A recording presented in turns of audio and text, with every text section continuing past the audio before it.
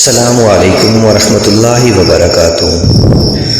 بسم اللہ الرحمن الرحیم۔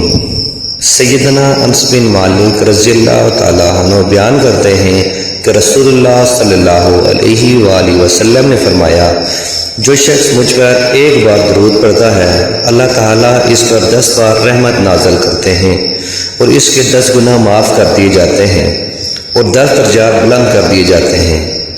تو میرے پیارے دوستو، نبی کریم صلی اللہ علیہ وآلہ وسلم کا نام سن کر درود پڑھنا ہر مسلمان پر فرض ہے۔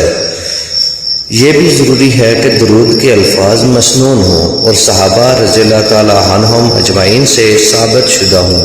مصنوعی درود کا کوئی اخروی فائدہ اور اجر و ثواب نہیں ہے، بلکہ الٹا مالک کائنات رب تعالیٰ کی ناراضی اور نیک اعمال کی بربادی کا سبب بنتا ہے۔ مختلف اسلامی شاعروں اور عبادات کے ساتھ درود کا غیر مسنون اضافہ نامناسب عمل ہے۔